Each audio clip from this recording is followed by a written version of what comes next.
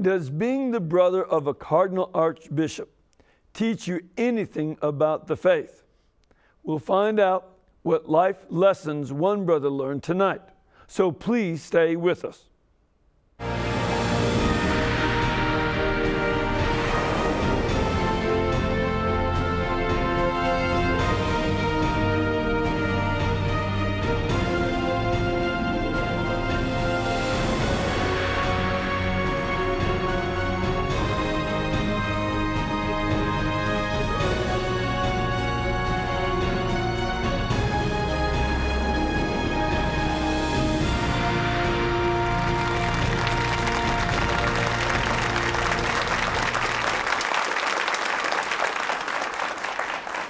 Thank you, and welcome. I'm Father Mitch Pacwa, and welcome to EWTN Live, which is our chance to bring you guests from all over the world. The name of tonight's guest wouldn't necessarily stand out in a crowd, except that his older brother, Timothy Cardinal Dolan, is one of the most prominent Catholic clergymen in America. But the lofty sounding title doesn't stand for much when he's playing golf or throwing horseshoes in the backyard with his younger brother, who is the author of a book entitled Life Lessons from My Life with My Brother, Archbishop Timothy M. Dolan. Here to share some of those lessons with us tonight is Bob Dolan, so please welcome him. Welcome, Bob. Father, how are you? Fine. Nice to see you. Good to see you. It's good to be here. Thank you. Thank you for coming. Where do you live? I live in Milwaukee, Wisconsin. My wife, Beth, and two daughters, Erin and Caitlin. And we've been in Wisconsin for the better part of 30 years. So when I come to Alabama today, I wasn't used to this weather. What do you got, about 80 degrees down about here today? About 80 degrees today. Yeah, it's toasty for me. Yeah. But we love Wisconsin. I know you're from Chicago. Right. Yeah, so we're neighbors. Exactly. Yeah. I've been to Wisconsin plenty of times. It's a beautiful state. It is indeed. It is indeed. Good cheese, too. Good cheese, good brats, good lots of... Now, so you'd be a Cub fan?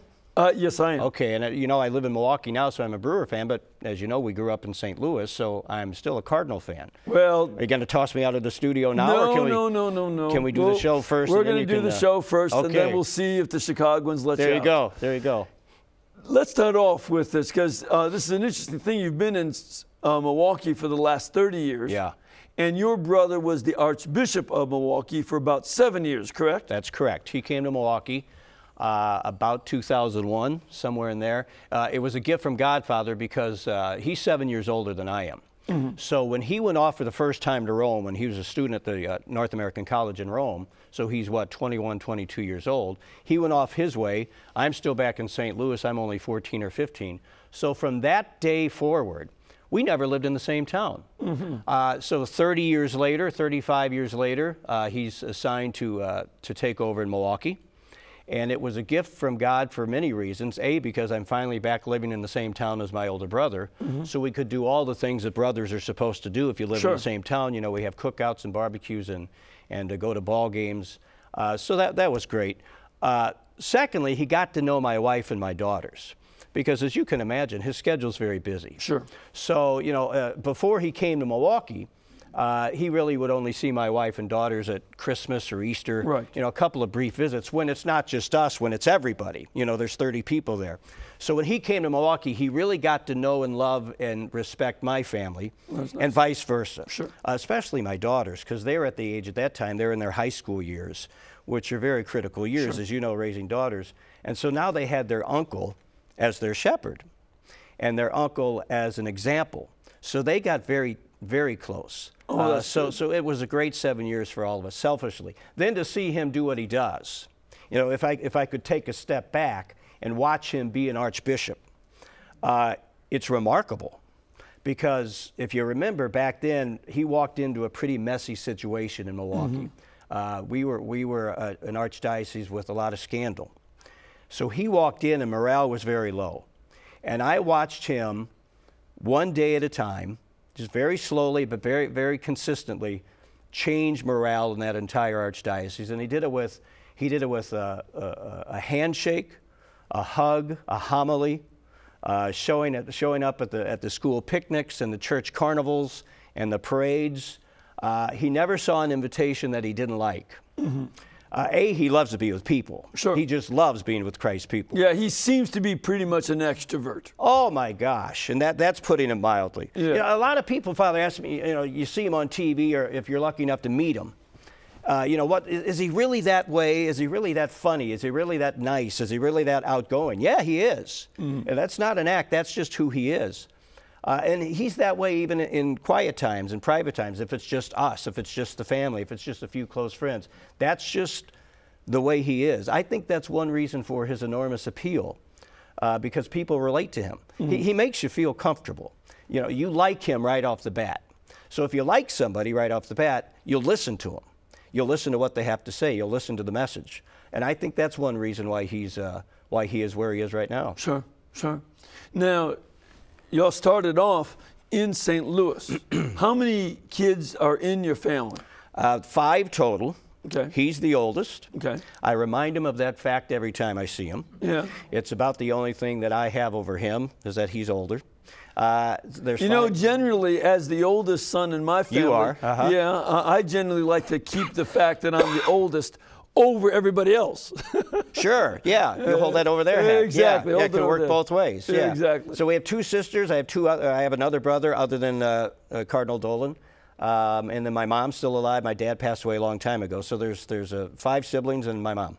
Oh, great. And we all, believe it or not, now I'm sure you saw the consistory. Right. Just last month. We all made it. Even my mom, who's 84, 85 years old, she made it. We had nieces there. We had nieces' husbands there. We had grandchildren there. We had about 50 Dolans in Rome for the consistory. Only one niece could make it because she's expecting twins very soon. Yeah. So other than her, we all made it. It was a terrific week. We're a very close family. There was a story I heard that your mother had a little inner calculation here with the Pope about her age. Yes. Tell us about that. Yes, it was 2 days after the consistory, and my brother he was allowed to bring up 2 people at a general audience to meet Pope Benedict XVI. So my mom obviously was one of them. So when they walked up to meet the Pope said to my mom, and she's 84, but she looks good. I mean, she's in good health for 84. The Pope said, "You don't look old enough to have a son who's a cardinal." And my mom said, "Well, Holy Father, since you're infallible, I'll take you at your word." Yeah, right. Excuse me, I'm sorry. That's right. Now, growing up, I understand that your father died fairly young, so that left your mother to raise the 5 children. Yeah, well, Dad died at 50. But at that time, Tim was already a priest. Cardinal Dolan was already a priest. So he was 27 at the time. So obviously he was out of the house. My older sister was out of the house too. So was myself and then my younger brother and younger sister. So so it did fall upon Mom to raise the younger 3. But even though Dad died young, I mean, his influence on Tim was tremendous. And Tim will tell you that too.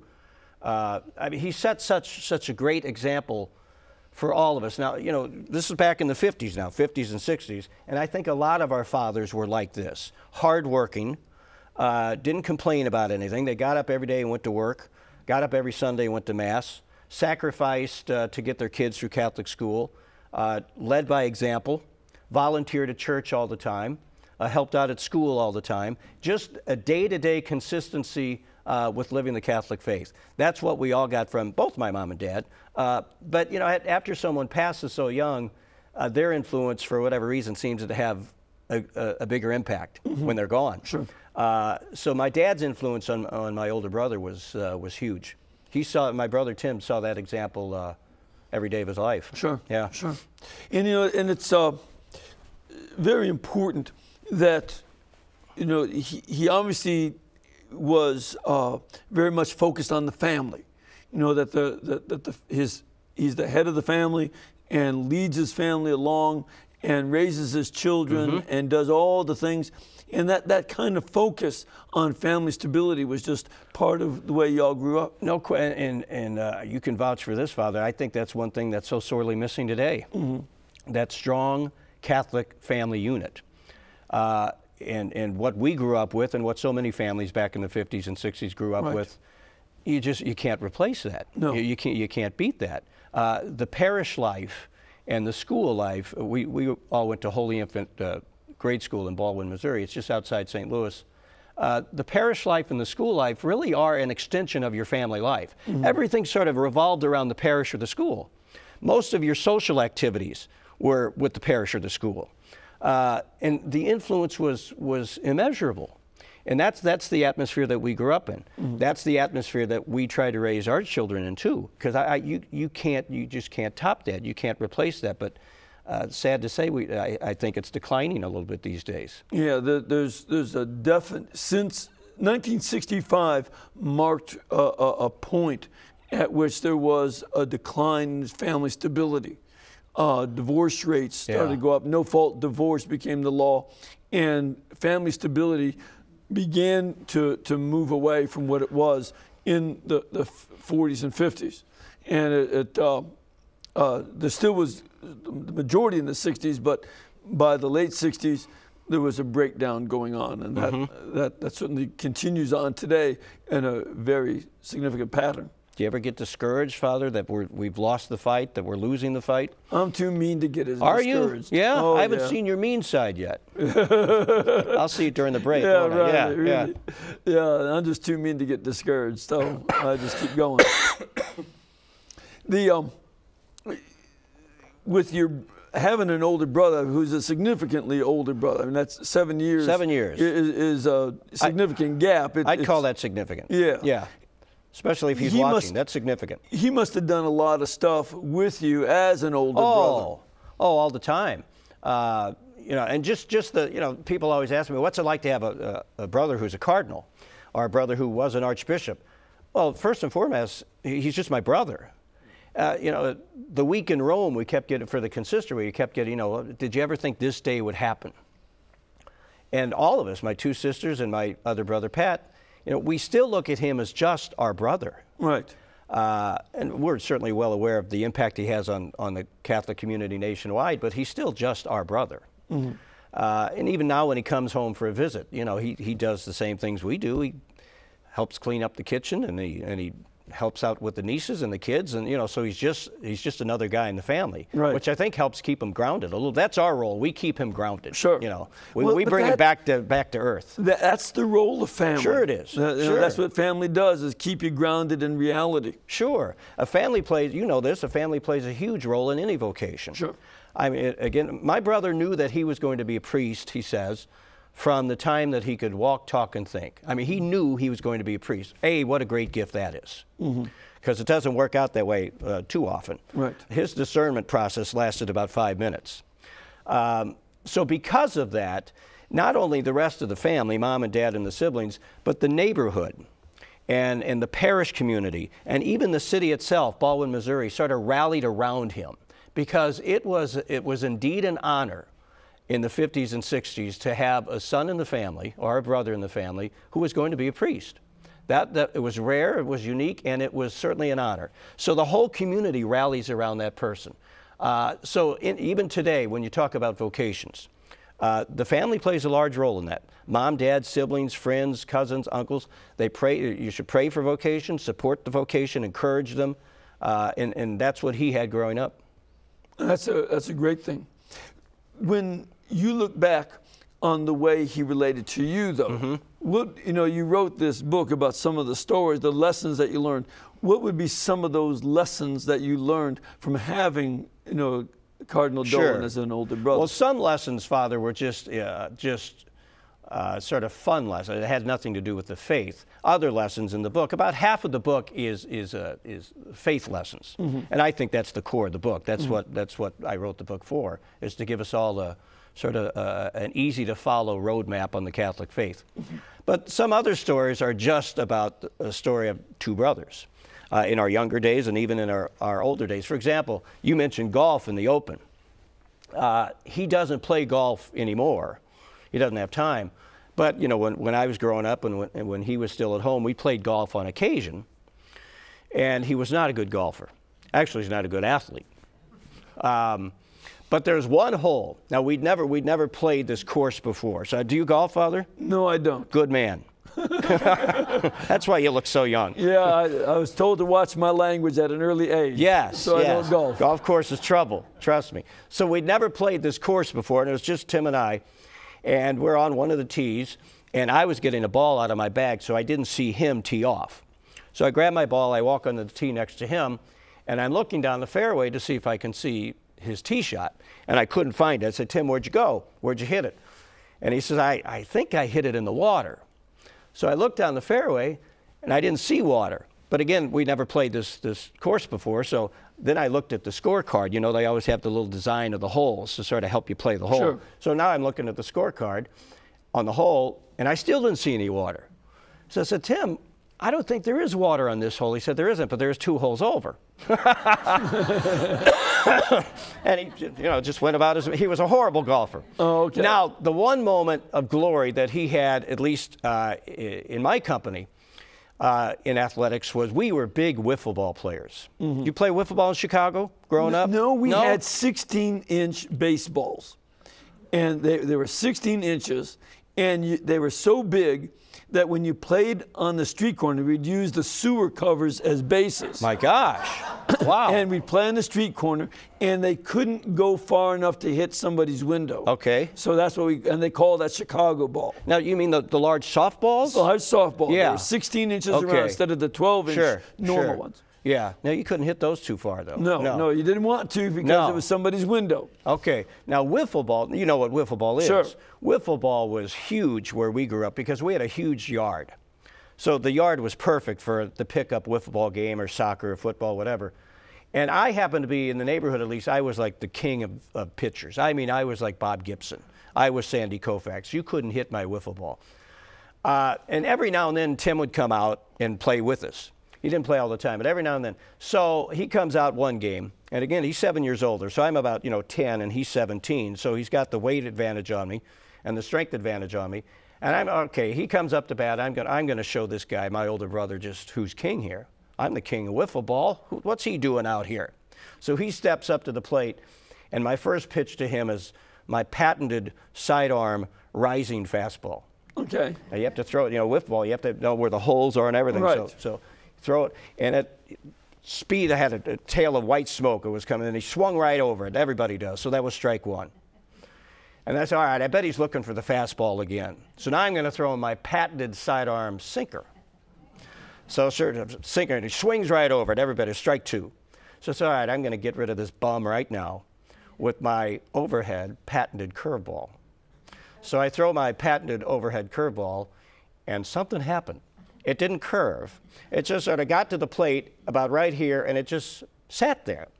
And he took a mighty swing and hit that ball about 3 driveways over for a game-winning home run. And as he's rounding the bases, and like Chicago with the sewer covers, that's first, second, and third. Right. Our first base was a tree stump, and our second base was a stick, and our third base was a brick. Right. As he's rounding the base, and I'm standing at the mound, could not believe how far he hit the ball, he sort of tips his hat at me. Take that, younger brother. Right. That'll teach you a little bit. So he did have one glorious moment in sports in my company. What would be some of the faith lessons that you picked up from him? Yeah, there's millions of them.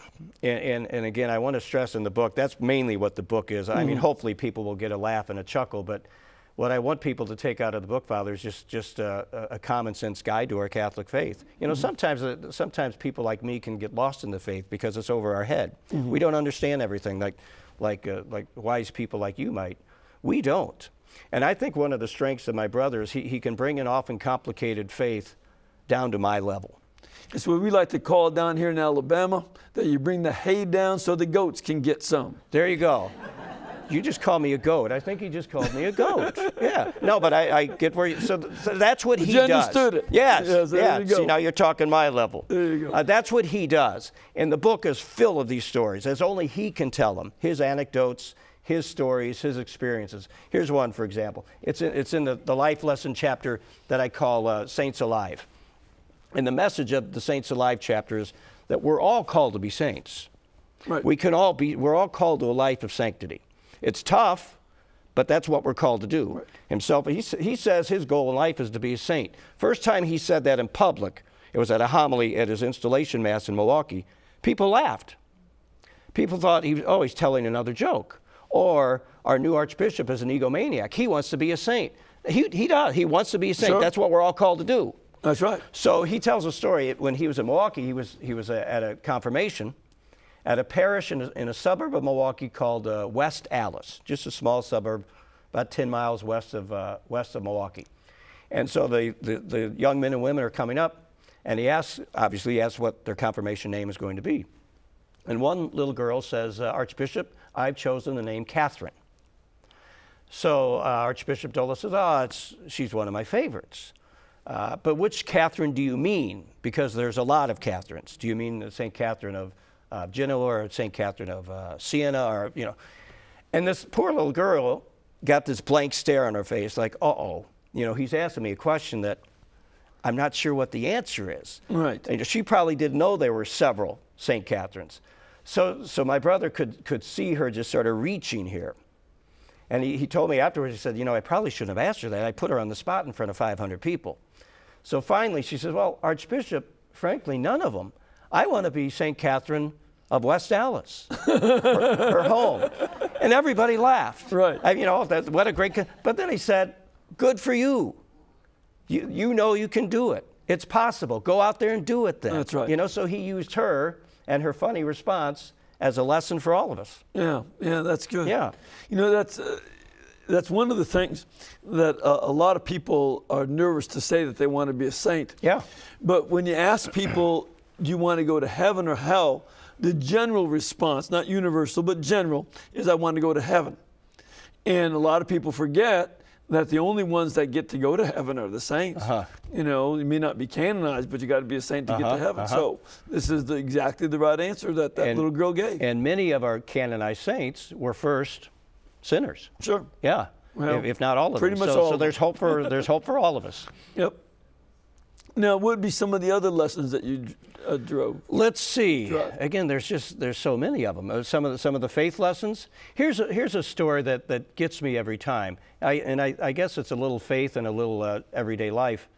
When he was named Archbishop of New York, so this is only 3 years ago, many of the local TV and Milwaukee TV and newspapers ran around asking people, you know, what do you think? Archbishop Dolan's leaving for New York, and are you going to miss him and things like that? And obviously everybody admitted that we're going to miss him a great deal, but they found a homeless man. They went to a homeless shelter because about once a week my brother would serve meals at a homeless shelter. And he did it away from the TV cameras and the newspaper. He didn't do it to show. He did it because that's what we should do. So they found a homeless man. And the reporter says, Archbishop Dolan is leaving for New York. How does that make you feel? And this poor homeless man says, I feel like I'm losing my best friend. And the reporter says, how can that be? Your best friend? What are you talking about? And the homeless man said, well, you know, I saw him once a week. And every time he remembered my name, he asked how he was doing, he asked about my family, he remembered my name, he put his arm around my shoulder, he shook my hand, he looked me in the eye. The homeless man said, most people look the other way. Most people try to get away from me. Your brother would, Archbishop Dolan would come to me. He'd make a point of approaching me. And that's really stuck with me. A, that's what we all should do. That's all what we're called to do. Too many of us don't do that. But when I heard, the homeless man say, I'm losing my best friend, that's a powerful lesson. It was pretty well ingenious of the press to interview somebody like that too. Sure. But it speaks to your brother's ability to relate to everybody as a person with inherent dignity, and that he just treats people as having a dignity that comes to them from God, and he's going to respect that. No question. He says all the time that Jesus had an antenna, a special antenna for people at the side of the road, for people that society perhaps has forgotten about or don't care about. That's what Jesus did. So that's what we're called to do. Exactly. And he does it. And he still is doing that in New York. Yes, he does. He still goes out to the soup kitchens, as I understand. He loves it. He does. I mean, try to chain him to a desk. Good luck. He loves being out with the Christ people. That's where he's at his best. Yeah, there are stories all over Milwaukee, St. Louis, where he was before Milwaukee, and now New York for the past 3 years, of Archbishop, now Cardinal. I still call him Archbishop. I've got to get used to the Cardinal thing.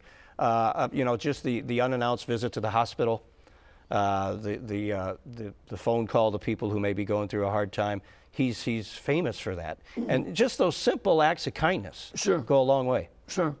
You know, and it's, on one hand, you know, it's something that we note in a person who also gets invited to the White House.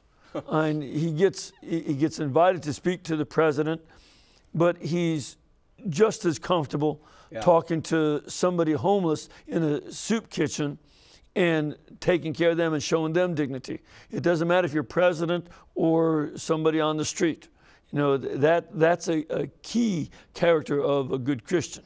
I couldn't have said it better myself. He's got that great gift where he makes everyone, no matter what your position in life may be, he makes everyone feel special. He makes everyone feel loved. And everyone feel liked. I mean, you could go around the country and find thousands of people, Father, who would look at me and say, you know, your brother and I, best friends. Thousands, you know. Well, obviously he's not best friends with that many people, but he makes you feel that way. Sure. Yeah, he's genuinely warm and embracing. You know, he is perhaps not quite as embracing of the president right now. He's having a little bit of a tiff with the president. There's some tension there. Yes, there is. Yes. Do you have any reflections on that yourself? I know how upset he is about all of it. How disappointed in the president he is. I don't know a whole lot. You know, he doesn't something like that. He will keep pretty close to. I didn't know that he had met with the president until after he met with the president, so I didn't know it was on the agenda. But he's horribly disappointed and upset about what's come to be. Yeah, well, and I think the past couple of weeks since then, I think we've seen Cardinal Dolan at his best, and he was pretty good before that. Yeah. But I think since the HHS mess, we've seen him at his absolute best. Yeah, he's really taking another besides this level of service to everybody that he comes across. He's taking another kind of leadership on the national level, and he certainly has the bishops behind him. Right. You know, that he and the bishops as a body are trying to lead us to protect our religious freedom from being infringed by the administration. So that's a very important point, because he sees a key value involved of protecting the life of the unborn. You know, and that's something that, again, it's consistent with his respect for the little guy. The little guy even includes the baby in the womb. That's true. Yeah. And you know that we would be forced to be paying for abortion-producing drugs and sterilizations and contraception really just, you know, pulls out his leadership ability. He told me in Rome, because I congratulate, he's been on several shows, national shows, because of this, the HHS, and I happened to catch one, I believe it was on CBS Morning News, and he was excellent. He was outstanding. And I told him that in Rome. I said, Tim, I caught your interview the other day, and how good you did, how well you spoke what we all believe. He says, we have to keep this as a First Amendment issue and not as a women's rights issue, which the other side's trying to do. Exactly. A women's health issue. The administration is all over trying to make it, you know, we're for women and the Republicans aren't, and this has nothing to do with the Republicans. No. This is an issue of our faith and morals. Yeah, and another thing that has nothing, you know, sometimes the other side will say, well, X% of Catholics don't follow that mandate anyway. So that has nothing to do with it either. You still can't tell the Catholic Church or any church what to believe, and that's what they're trying to do. And besides, you know, having heard confessions for the last 35, there's a lot of commandments that a lot of Catholics don't keep. That's why we have confession. There you go. Yeah. You know? Yeah. But that doesn't make us change the rules just because people break them. Have you ever seen if there is a bright spot in this debate, it's how we've all come together. Yeah. Which has been so invigorating. Yes, it is. Yeah. You know, and this is one of the things that with great leaders like Timothy Cardinal Dolan, you know, we and the rest of our bishops, we who are in the pews and we priests too, you know, have to be right there to be supportive and let them know that they have backup. They're being the point men right now. And we have to show them that we have backup and that we're going to support our religious rights, that we will not allow our religious rights to be infringed. And leaders like Timothy Cardinal Dolan need to know that support. We also need to take a break. We're going to come back in just a couple of minutes, so please stay with us.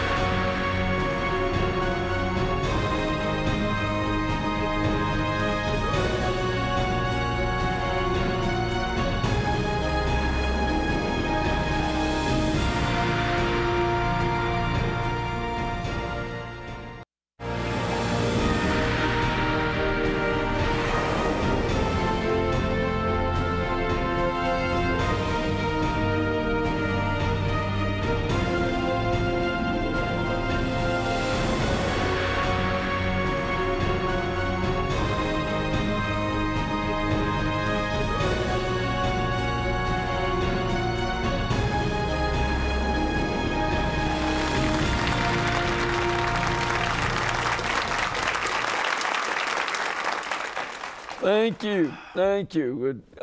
We're back here. We have a wonderful group of folks who've come up here from Florida as a pilgrimage group. And if you would like to come up as a pilgrimage group from your parish or come as an individual or with your family, we would love to see you here. Please contact our pilgrimage department at 205-271-2966. That's 205-271-2966. Or go to our website, www.ewtn.com.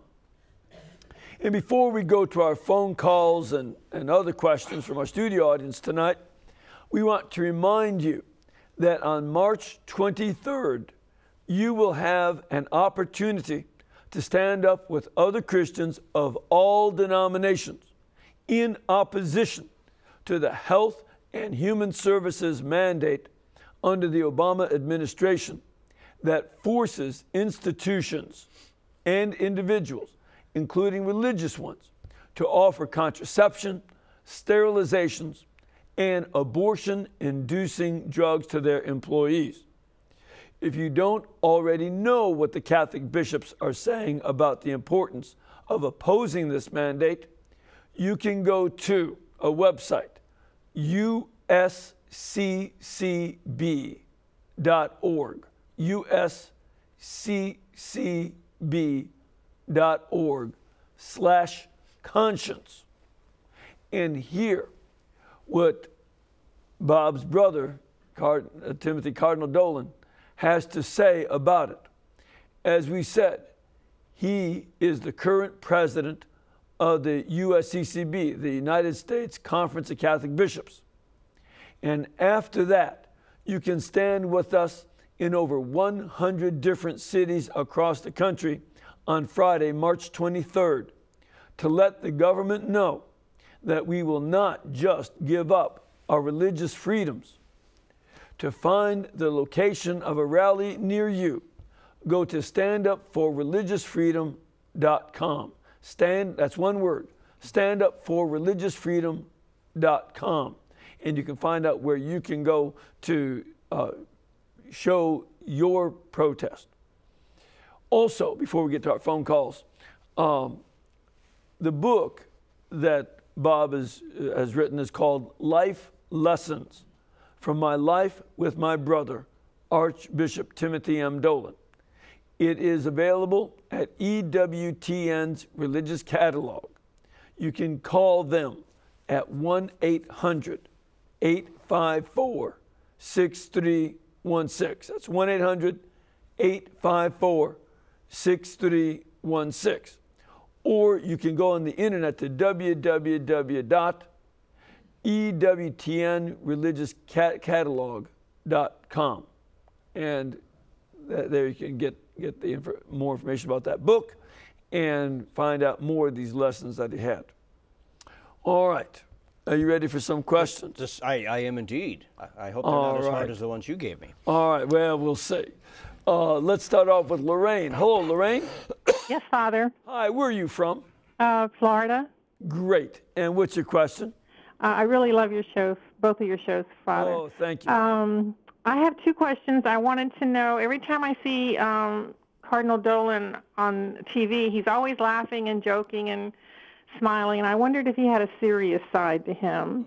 And then the second question is for you, Father. Why, when a priest or a bishop is made a cardinal, is the name cardinal in the middle of their name instead of the front?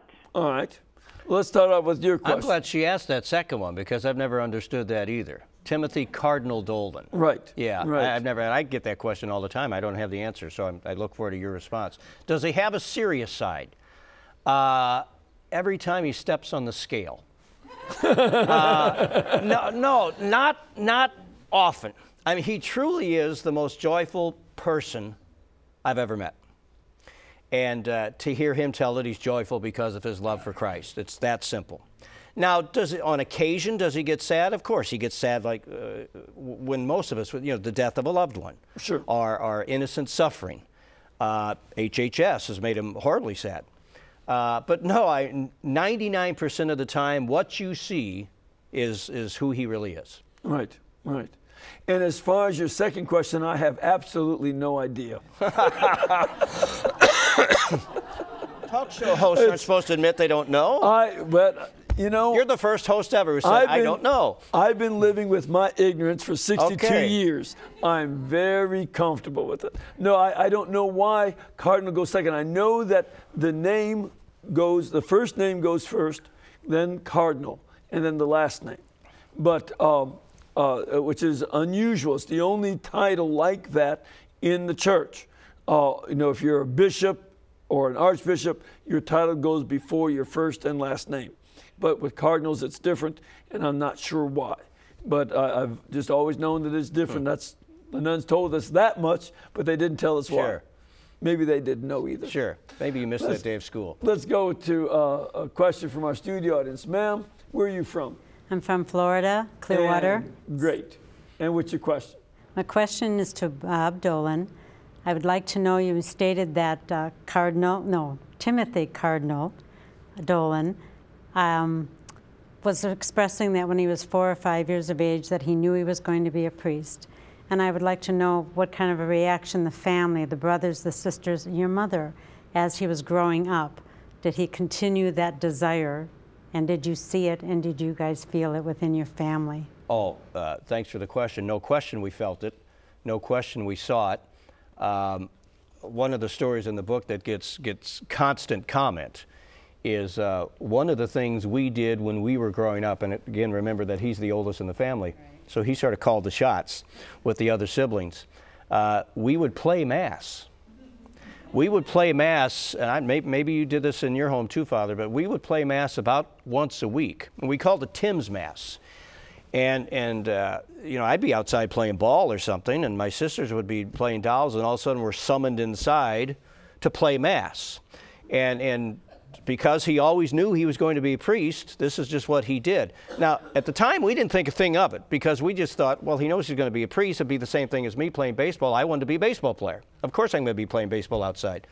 But he would set up a card table and put a white tablecloth, so that was the altar. And Welch's grape juice would be the blood of Christ. Well, I'm glad he wasn't going into your dad's liquor cabinet. No. He knew better. And then a slice of Wonder Bread, and he'd carve out a circle for the host. And he would recite the Mass from start to finish. We were the congregation. And in the house, it was just known as Tim's Mass. Now, let me ask you this.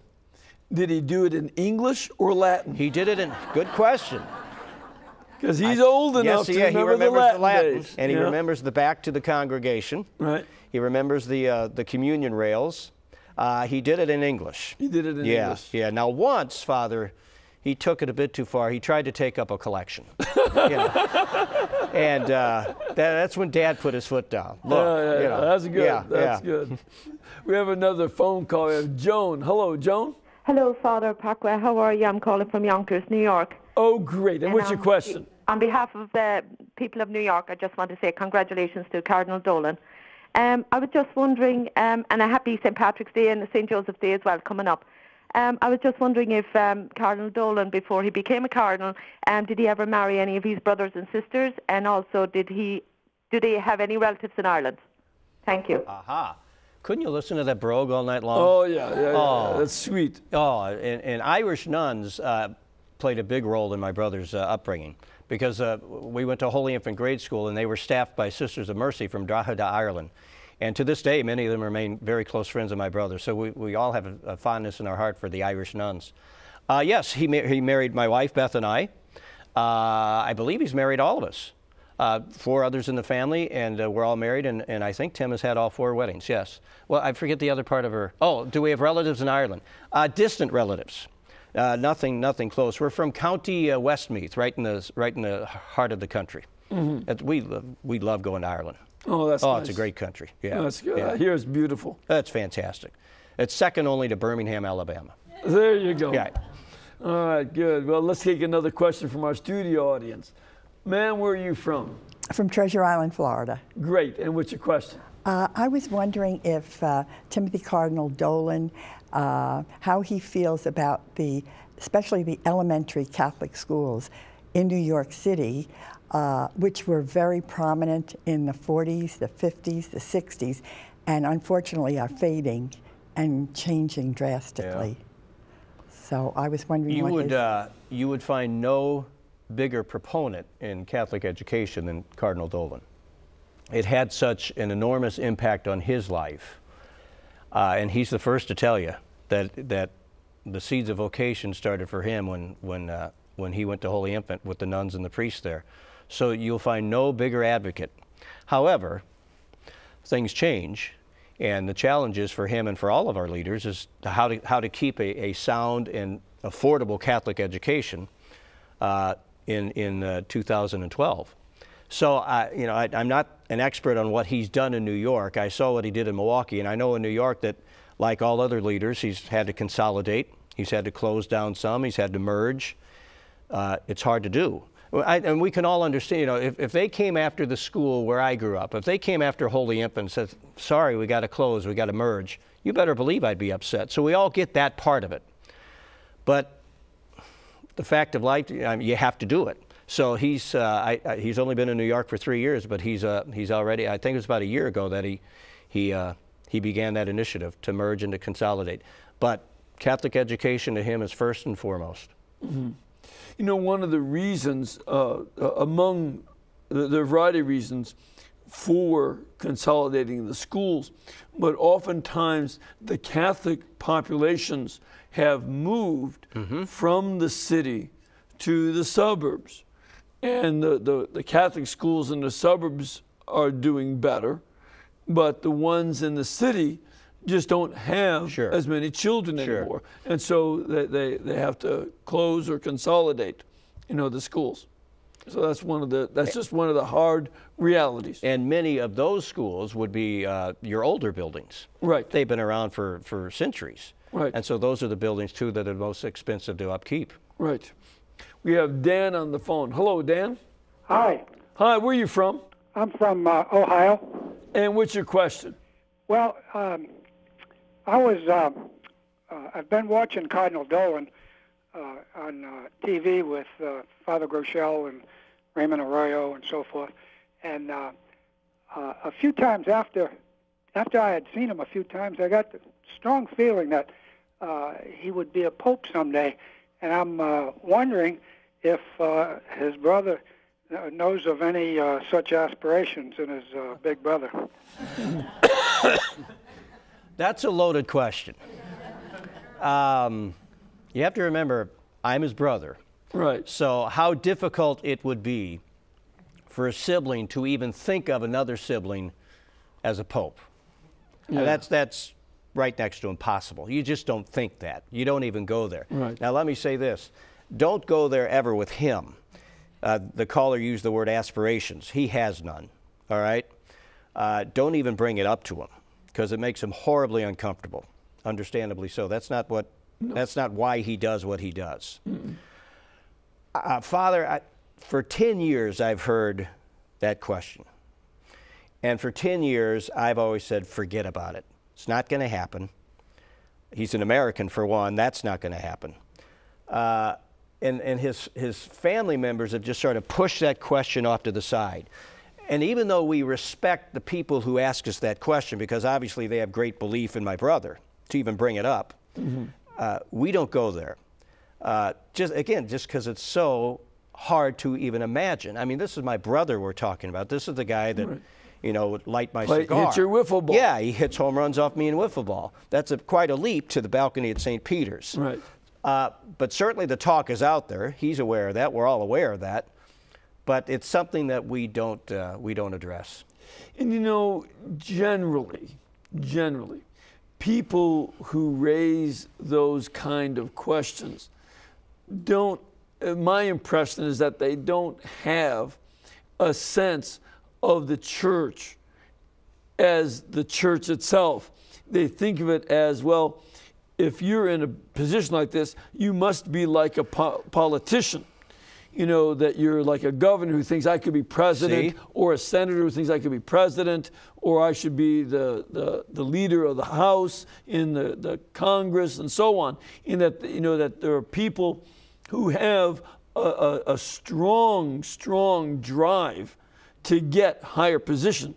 And that's not the way it works so easily inside the church. That's a great point. That's a perfect point. You don't become a priest, and I'm preaching to the choir here, but you don't become a priest to one day become a Monsignor, or to one day become a bishop, or to one day become a cardinal, or to one day become a pope. That's not why you become a priest. No. That's the last thing on your mind. No, as a matter of fact, I've met a couple people who did seem to have what they call scarlet fever, you know, where they want to be a bishop, you know. But oftentimes those are precisely, not always, but usually those are precisely the kind of people we don't want to see bishops. Yeah. Because the role of the bishop is not to be in the center of attention. He's to be a father for the diocese. There you go. Yeah. And that's his role, to be a spiritual shepherd and a leader of the diocese, and to be especially a leader for his priests, and to have a strong sense of giving a vision for the church of the future for that diocese. And that's his job, and that's what we want to see out of them, not trying to climb up the pole. No, you can't be eager, you can't have ambition to climb the ladder. You know, people in any profession other than the priesthood, we would have ambition to climb the ladder. Sure. But not with a vocation. In many positions, you know, that's very appropriate. Sure. You know, to try to be the best at your job and to have a position of leadership, you know, for your ability is a good ambition for people in many places, including that, and that can be appropriate in politics as well. But in the church, you know, the call to be a servant is to be primary. And that's one of the things that your brother does. He has that sense that he's there to be a servant of other people and not the one who stands on people's shoulders to get him to a higher position. He's told me several times, Father, that at heart he still considers himself nothing more than a parish priest. Right. His parish happens to be fairly large, right, New York, but in his heart, he's a parish priest. Right. And the other thing about being seen as having too much ambition to climb the ladder in the Catholic Church often will backfire. You mentioned scarlet fever. Often the men who have scarlet fever don't get scarlet. Right. There's a great quote in Italy: if someone aspires to be the Pope, and he makes no secret that one day he wants to be Pope, and the saying in Italy is, if you go into a conclave the Pope, you come out a cardinal. Right. It's not going to happen. Right. So you can't be ambitious and eager, because the Holy Spirit's not going to guide you there. No. As a matter of fact, when you study the history of the papacy, and you see that there was an ambition to become a cardinal and a pope, that usually was associated with the worst corruption in the church. You know, that's in itself something that leads to corruption. And, you know, when people get over that and see the role, as Pope Benedict does, and Blessed John Paul the Great, they saw that this is the ministry of Peter. They're able to serve in the role of Peter for the church, and that's a very positive thing. And think about it. Who would want that job? Yeah. Come on. Yeah. That's nobody would wish that upon themselves. No. It's it's a tremendous task of world leadership that you don't get to retire from it, write some books, and make a few $1 million. Right. That's not the way it works. You're in it to serve until you die, and that's the role of the papacy. So that's good. Now, do you know of some of the things? I'm sure that he is communicating a vision for the Diocese of New York. Do you know some of his plans and what he is trying to do? I mean, right now I know he's really tied up with the mandate issue. Right. But in terms of running his diocese, does he talk much about his plans? No, I'm sorry. I wish I could answer that. He doesn't with me. Usually, again, we go back. We're just brothers. I always go back to that. So usually, when we're in each other's company, we don't talk shop very often. I don't talk about my line of work, and very rarely does he talk about his line of work. So. I do know what other people out there tell me, that he's got great vision and he's taken dramatic steps for the future, but in specifics I don't know. Okay. We have about 3 minutes left. Okay. Any last stories that you want to get across? Any other stories? My goodness. Okay, let me, I've already said that he always knew he wanted to be a priest. And back that, so we're playing Mass, we're always playing Mass at the house. But back that up, he remembers when he was about 5 years old. And my grandma, for whatever reason, we called our grandmas Nani. Have you ever heard that term? No. Nani, N-O-N-N-I-E. Maybe that goes way back. So Nani Lou, which was my mom's mom, took Tim to Sunday Mass once. He was in spending the night. And again, he's only about 5. And when they walked into church, Tim said, "Do you mind, Nani, if we sit right up front?" A 5-year-old saying that's rare to begin with. Sure. And so Nani then came home to tell the story that throughout the entire Mass, my brother was just fixated on the priest. He watched his every move. He listened to his every word. And when Mass was over and the priest walked off the altar, my brother Tim tapped Nani on the shoulder and said, "Nani, when I grow up, that's who I want to be." So again, what a gift. Yeah. He knew it. We all knew it from the time he was 5 years old. And then one other one, when he was asking, I'll give you a little clue into what my dad was like. He was just a fine Irishman. When my brother was planning his first Mass, so this is back in 1976, he was ordained on a Saturday. First Mass is going to be Sunday at Holy Infant in Baldwin. And he wanted, he's planning who's going to do the readings, who's going to bring up the gifts, and he's planning what songs to sing. So he wanted to get my dad involved. And so he says, "Dad, what's your favorite church song? Because I'll make sure that we play it tomorrow at First Mass." And Dad right away says, "Oh, I've always loved Holy God, we praise thy name." And Tim said, that's a great one. That's one of my favorites too. But he says, "Dad, I've never heard you say that before. I didn't know that was your favorite. How come?" And my dad says, "Because when I hear that song, then I know Mass is over." And not to suggest, my brother tells that story, and he laughs every time, not to suggest that my dad was some heathen. Yeah, right. But it's just for all of us, for people like me, every now and then, you know, just, okay, Mass went a little long, or the homily went, you know, so it's don't beat yourself up over by thinking that. And again, stories like that are all over the book. All right. Yeah.